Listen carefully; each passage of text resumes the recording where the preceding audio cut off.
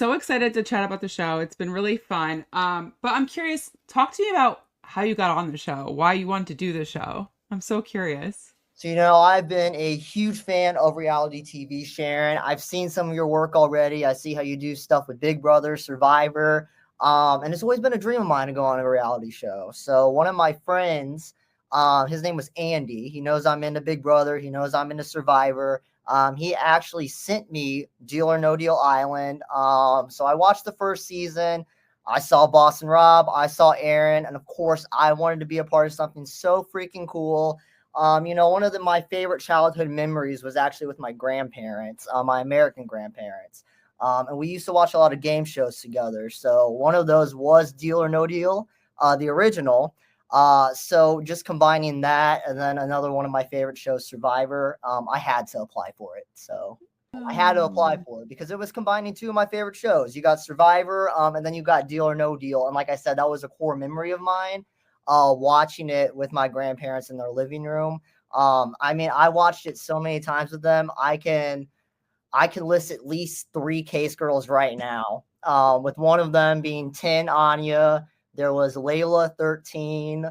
Lindsay was 26. Brenda from Survivor was 4. And Oh my God. Patricia What about was Meghan Markle? So she was 22 or 23. I think she was in the low 20s on, which has to be low 20s, but she was in the 20s. I know that. So Okay. Well, that's so interesting. I also watched Deal or No Deal with my grandparents, so I think it is a thing.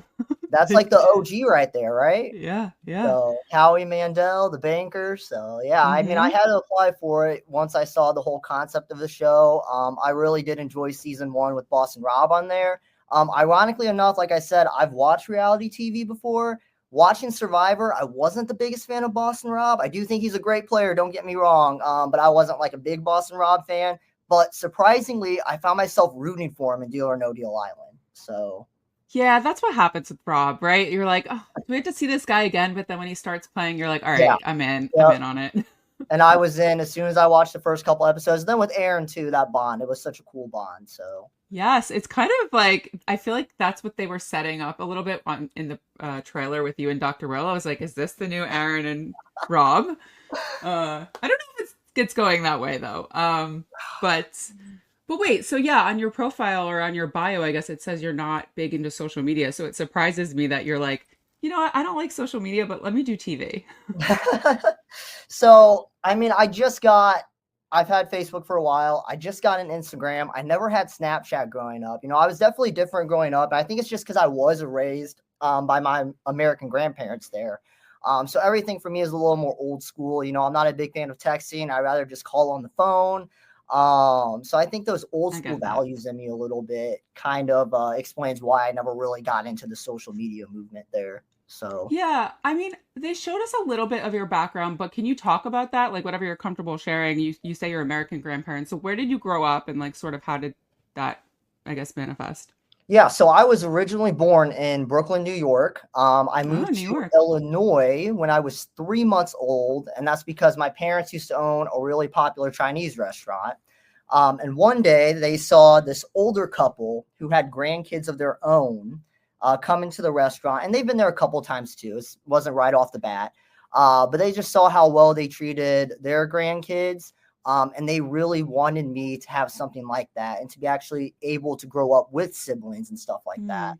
Hmm. Because I am biologically an only child. So they wanted me to Got it. have that experience there of being able to have siblings, which I think is really cool because eventually it just transitioned. They fell in love with me. My American grandparents did. Who It wouldn't, just right? transitioned. I know, right? I guess wish I had some baby pictures right now. I don't have any pictures in my office, but I guess they just transitioned to me just living with them. So um, I, I refer to them basically as my American family now. I've spent my Amazing. entire life with them, and I'm always willing to say that my heroes growing up was my grandma and grandpa. So Um, how much they've done for me. They what didn't have to. They didn't have to take care of me. They're in their uh, early 70s when they took me on. So I'm just so thankful for them. But That's amazing. What does your family think about you being on TV? Do they think it's funny? Do oh, they I mean, I think my mom and dad can't believe it. My dad, I see some of the stuff on social media, and I just want to make it clear. I wasn't kidnapped. I was not kidnapped. I know some people think I was Oh, kidnapped. I was not kidnapped. I technically wasn't adopted. My parents definitely were still in my life a little bit. But my American family did take on that role of taking care of me. But my parents were still a little involved in my life. I mean, my dad now, I see him every now and then, not as often as I want to. And then my mom, I usually go out to eat with once a week now. And the ironic part is that they literally live across the street from me now. oh, So it's a weird story. It's a weird, crazy story. That I went from them finding me in a Chinese restaurant to raising me to basically adopting me, to being, basically being my American family there. So, that's an amazing story. You don't hear that often, so that's oh, it's actually definitely unusual. You got to explain it a few times. So hopefully, people yeah, understand it. no. Thank you So, for sharing that. I was curious because yeah, like I know we saw a little bit of it, but I'm always, I yeah. wanted to hear more. Okay, so you going to the show, you watched season one. Was there any sort of prep you can do for this show or not really? So here's the funny story, Sharon. I get casted for it. I'm like, oh yeah, I'm super excited. I'm gonna get into training and everything. I work at my local Parks and Rec, and we have an indoor walking track. And I'm like, you know what? I'm gonna run a mile every single day to get ready for the show. Well, I did it probably 2 or 3 days in a row. And I was like, I'm done doing this. It's like they casted me to be the nerd of the season. It's I've watched enough reality shows where they cast like certain archetypes, and I knew I was casted to be the nerd of the season. So I was like the Aaron of the season, as you could say. So I was like, I'm done with this. I'll embrace that nerd status. There's going to be plenty of people who will probably be able to beat me in a challenge. But I'll just adapt and thrive. So, Okay, well, speaking of that archetype, was this the point of the game? Because, we can talk about spoilers now, yeah. the episode aired. Was this the point of the game? You're like, all right, I'm tired of sort of being underestimated. We see Seychelle in the episode say she like can't respect your game. Like, did you feel a sense of that? Like, all right, I got to turn something on here. I mean, the thing about Deal or No Deal is there's no jury to impress anyone. My True. strategy going into the game was to remain low key. I wanted to play this awkward kid that everyone wanted to cuddle, everyone wanted to work with, because they just kind of felt sorry for him. Am I really that awkward in life? Yeah, definitely a little bit. But I played it up for them. I played it up for the cameras. I'm definitely a little more outgoing than what I let on. I work in Parks and Rec, so I'm always working with people. People. I mean, some of the coworkers I work with now, they're going to say that I act like I'm the alpha running this place. I call them betas all the time. So I definitely played it up for them, for my castmates on there, because there's no way I have social anxiety in any way. So I'm always willing to talk to somebody. Am I awkward in the situations? I'm willing to admit it can get a little awkward, but I'm definitely not shy in any way. So Interesting. Okay. Well, you obviously banked $5 million. That was the big, mhm. which was insane. I didn't think I'll be honest, I didn't think it was going to happen because there was a couple times I'm like, why aren't you taking this deal? Was there a strategy going into playing the banker? Like, what were your thoughts going through your head during that game? So my thoughts going into the game, I definitely wasn't expecting to get 5 million. The fact that it came down to the two highest cases is the coolest thing in the world. I don't think I've ever seen that on Deal or No Deal. And my strategy, I guess, was picking hot case models. That's what I did, was choose number 10 for Anya, number 13, or not 13 wasn't there, 12 for Lindsay. I did 6 for MG. So, I thought it was a good strategy, and it clearly worked for that. So, Hmm. Yeah, I think this is definitely the episode, like your breakout episode, where we are starting to see your personality, that you're not yeah. willing to just acquiesce to everyone. We see Will sort of talking about wanting CK out, and then everyone's like, well, who would take her out? And then obviously they're like, maybe Dickson. But at the Hmm. same time, it seemed like you wanted to play the banker at that point anyway. And were you telling Will, okay, I'll take CK out because you were considering that? Or were you just like, you just wanted to play the banker at that point? So, at that point, I didn't really know where I was in the game, because, playing a little socially awkward, there's going to be people that aren't going to talk to you sometimes and try to bring you in alliances. So for me at that point in the game, I was more than willing to face the banker. Was Hmm. I willing to take CK out? I kind of just told Will what he wanted to hear. I didn't really have a plan going in there at that point in the game. I think I told Will at first I was taking Michelle out just to throw out a name in there. And then I heard people saying they wanted CK out. So I was like, hey, I'll take CK out if you want me to. But the entire time, I was gung-ho on taking Storm out. I wanted to split up that showmance because, Yeah. like I said, I've watched Big Brother, and showmances are always the ones that make it far in the game. I mean, you got season 18 with Nicole and Corey on there. They made it to Final Four. You got Big Brother Well, Brendan and 21, Rachel, they 21 got with Jess Mickey and and Holly.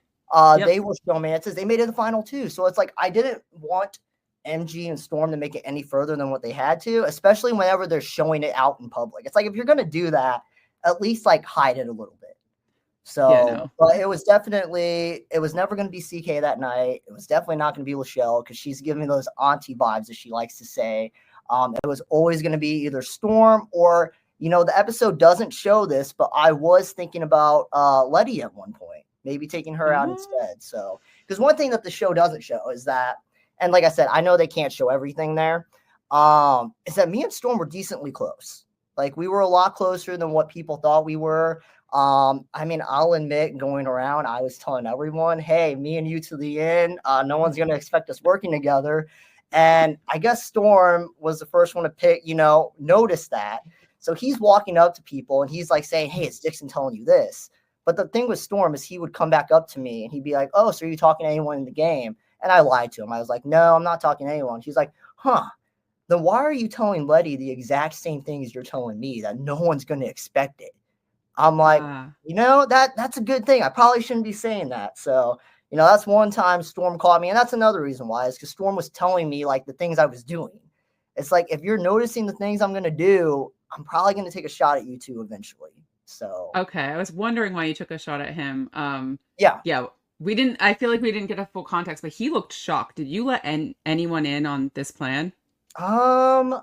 I think I was talking to David about it. So I think it was always going to be between me and David facing the banker. Because Will made that promise to anybody to not throw at the target. And David was the only one who actually threw at the target still. Got it. And with that, me and David knew it was going to be one of us. So we both wanted to make a big move, and I was saying Storm. And then I said Letty. He's like, just pick one and we'll stick with it. So I said, okay, we'll do Storm. So. Oh, interesting. Well, okay. Speaking of David and Parv, you clocked Parv immediately, I'm assuming. Did you freak out when you saw her? Oh my god! Internally?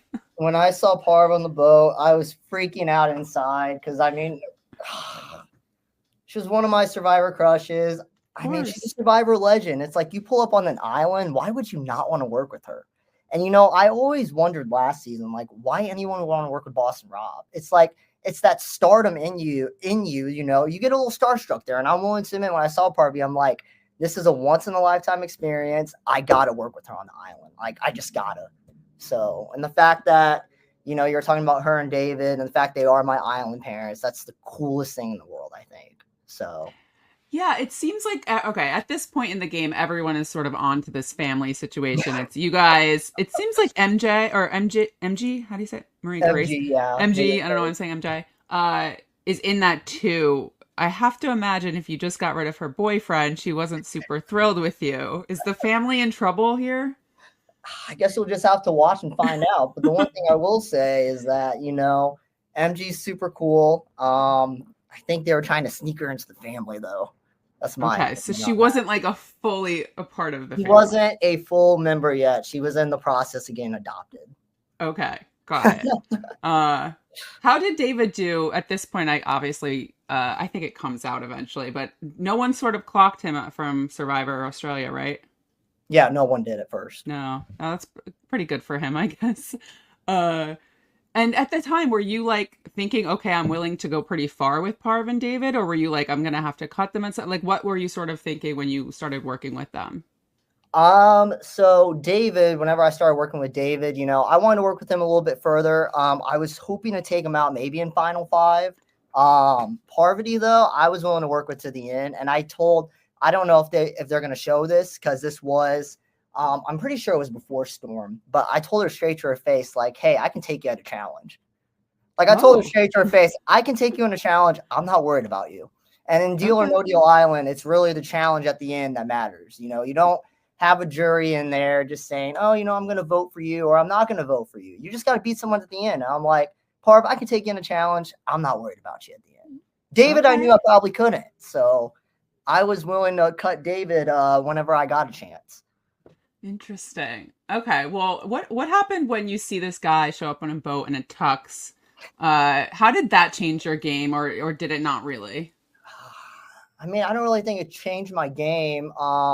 I mean, first off, I'm gonna be honest with you. I'm blind without my glasses, like actual glasses or contacts, and I think I look really dumb in them. I look really dorky in them, so I choose not to wear glasses or contacts and just go around blind, basically. So I didn't know it was Dr. Will until they were talking about it. I was like, oh, Dr. Will from Big Brother. And I wasn't worried about it because, another one of my strategies going in was to have shields in front of me. Mm-hmm. And I saw Dr. Will as a shield. People were, he was taking heat from other people. And I think I said at one point, it's an unpopular opinion, but I'm more than willing to have Dr. Will on this island with me.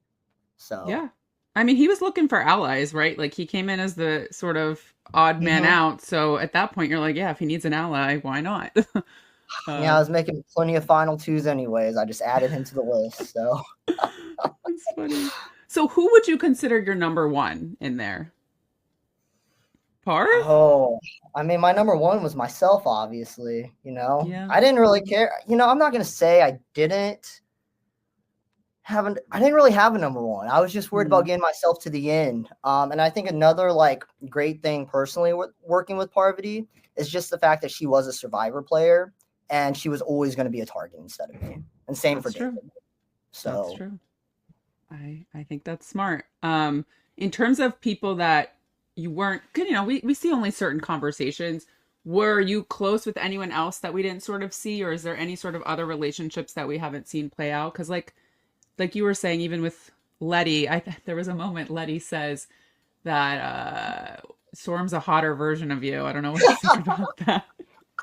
I thought it was funny. I mean, I don't know if that's a compliment to you. I don't know. But I love how you got rid of Storm like right after she said that, and I was like, just kidding. Yeah, were you good? I want to say I was close to everyone, really. But then I'm watching these confessionals. I'm like, oh, maybe we weren't so close together. Just kind of a shocked face. Like, okay, well, maybe you did hate me deep down inside. Relationships though that weren't necessarily in the game, at least from my perspective. I thought me and Storm. I just want to make it clear too. Like, we weren't ride or die together. Of course, I'm going to pitch a final two to him. Like, hey, I got your back if you got mine back. We both knew that we had other people in mind. He was going to choose MG over me. I probably would have chose Parvati over him. It's so cool being able to experience all of this and, just seeing all the behind the scenes stuff too, that really goes into reality TV. As a reality TV fan, that it puts more appreciation for me because of how hard it is to actually do something like this. Well, that was my next question, Dickson. Is this something that is making you want to do more reality TV or moving you away from that? Oh, I would love to do, growing up, there's so many shows I said I was going to win. I said I was going to win Big Brother. I said I was going to win Survivor. I said I was going to win Amazing Race.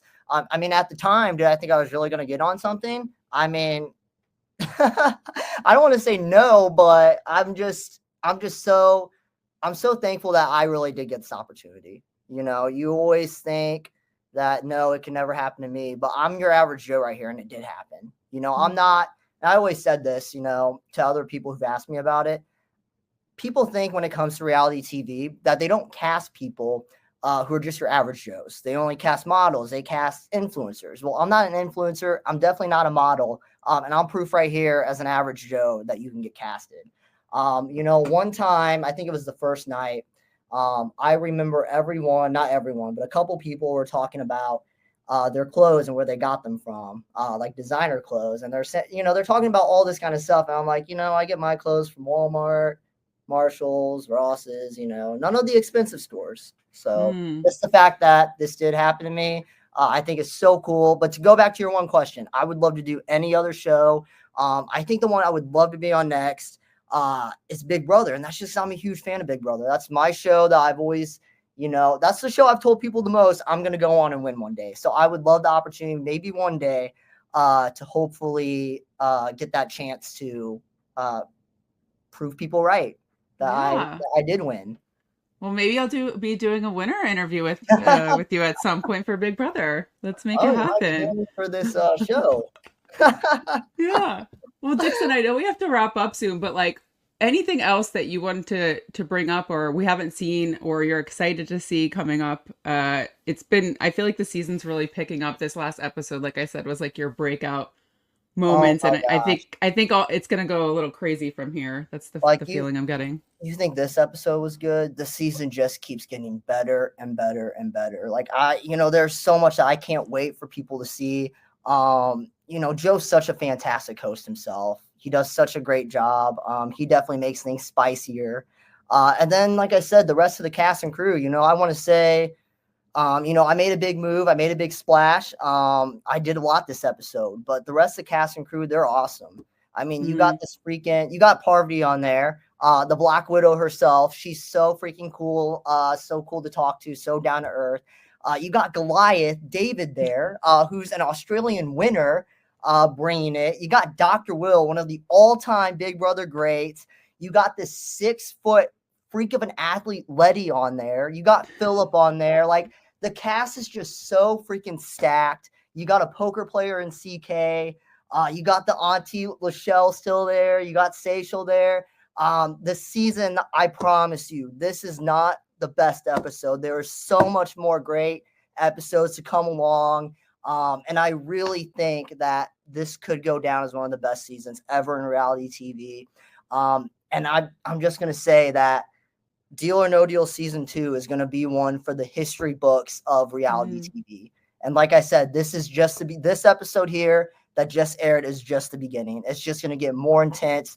The drama is going to get even bigger. It's going to be more chaos. There's just so much left in this season, and I cannot wait to watch it unfold personally, and I can't wait for everyone else to watch it. Yeah, So, it seems like also it might get a little messy. I don't know. There was some. it's going to get really messy. It's going to get really chaotic. And like I said, you got alliances and friendships that you haven't even seen yet. I think one of the coolest things for me is the whole family concept. I mean, the family, it's so weird. It's so dysfunctional and it's so strange, but it's portrayed in a loving way, Okay. and I cannot wait for people to see, other relationships that will be happening, other alliances that will be forming. Because like I said, this is going to be a great season. And like I said, this episode right here, it only gets better from here. Like season 2, Dondi, in my opinion, is going to go down as the greatest season of Deal or No Deal Island ever.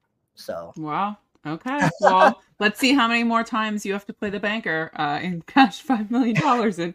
But no, thank you so much, Dickson. It was great catching up. Let's do this again, maybe toward the end of the season. I'd love to get your thoughts on how everything goes down, and also hoping you get on Big Brother one day. I'd love to interview you. That would be so freaking cool. Sharon, it was a pleasure to meet you. Like I said, I've seen some of your other videos.